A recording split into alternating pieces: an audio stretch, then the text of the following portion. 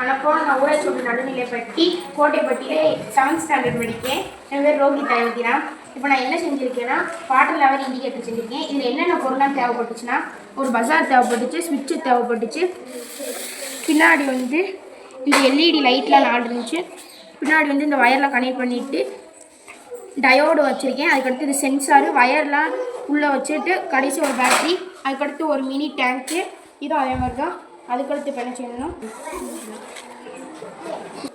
நான் இப்போ வந்து வாட்டர் லெவல் இண்டிகேட்டர் பண்ணியிருக்கேன். வாட்டர் லெவல் இண்டிகேட்டர் எதுக்கு பயன்படுதுன்னா, நம்ம காலையில் அன்றாட தேவைக்காக நம்ம மோட்ரு போடுறோம். ஆனால் அது கவனிக்காமல் அது ஃபுல்லாக ஓவர்ஃப்ளோ ஆகி கீழே விழுது.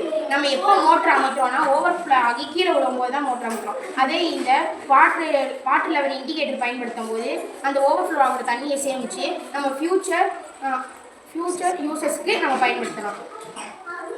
நாங்கள் இது எப்படி செயல்படுதுன்னு பார்க்கலாம்.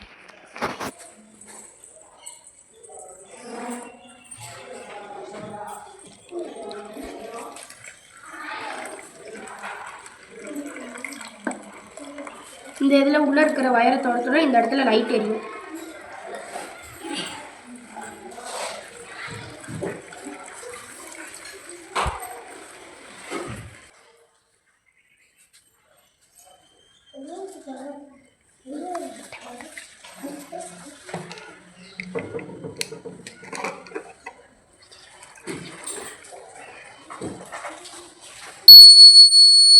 இந்த இதை இந்த மேலே இருக்கிற 100% தொடும்போது இந்த இடத்துல பஜார் வந்து சத்தம் போகும்.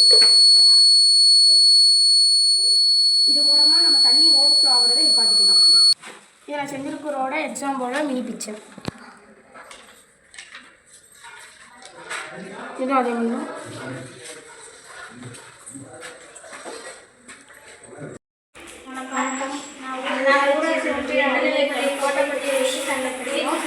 என் பேர் ஜெயஸ்ரீ. என் பேர் கிருஷ்ணன். நாங்கள் வந்து நீர் மறுசுழற்சி செஞ்சுருக்கோம். இது வந்து கழிவு இது எங்கேருந்து கிடைக்குதுன்னா பள்ளி, மருத்துவமனை, ஹோட்டல் இந்த மாதிரி இடத்துலேருந்து நமக்கு கழிவு நீர் கிடைக்குது. உலக அளவில் மொத்தம் வந்து 2.5% நீர் வந்து இருக்குது. அதில் நம்ம யூஸ் பண்ணுற தண்ணி வந்து 0.5% தான் நம்ம வந்து யூஸ் பண்ணுறோம். மிச்சம் உள்ள 2% வந்து கடல் உப்பு நீராகவும் கடல் நீராகவும் பனிக்கட்டியாகவும் இருக்குது. அதை வந்து நான் வந்து நீர் மறுசுழற்சி செஞ்சுருக்கோம். இது வந்து ஒரு மினி ப்ராஜெக்ட். இதில் வந்து 4 படிநிலைகள், ஒவ்வொரு படிநிலையிலையும் சுத்திகரிக்கப்பட்டு அடுத்தடுத்த படிநிலைகளுக்கு நீர் கடத்தப்படுகிறது. இது வந்து ஸ்டோன் வந்து இதில் நீரில் உள்ள தூசி வந்து கடத்தும். அதுக்கப்புறம் வந்து சார்கோல்ன்றது பேக்கும் விஷத்தன்மையும் இது கடத்திடும். அதுக்கப்புறம் வந்து இது வந்து சாண்டில் வந்து சின்ன சின்ன இடைவெளியிலேருந்து தண்ணி போய் அதில் இருக்கிற க்ளீன் பண்ணிடும். க்ளீன் பண்ணி அடுத்த நிலையான காட்டன் போய் காட்டன்லேருந்து அடுத்த நிலையான வழியில் வந்து தண்ணி வந்து ப்யூர் ஆகும்.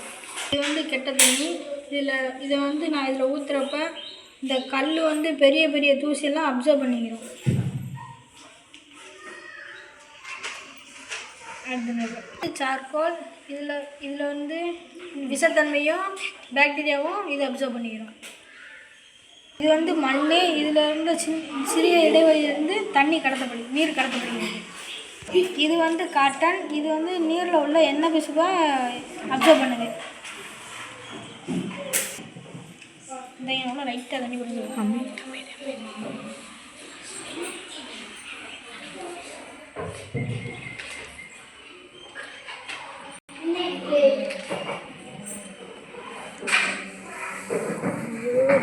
இது வந்து சுத்திகரிக்கப்பட்ட நீர். இது வந்து வாகனங்களுக்கும் தோட்டத்திற்கும் இதை பயன்படுத்தணும். இது ஒரு ஸ்டெப்பு. இதுதான் நாங்கள் செஞ்ச ப்ராஜெக்டோட மினி மாடல். இது அதோட ப்ராசஸ், இது அதோட மாடல், இது அதோட ப்ராசஸ். நாங்கள் செஞ்ச இந்த மாடலில் தான் பெரிய பெரிய தொழிற்சாலையில் நீர் மறுசுழற்சி செய்கிறாங்க. நன்றி.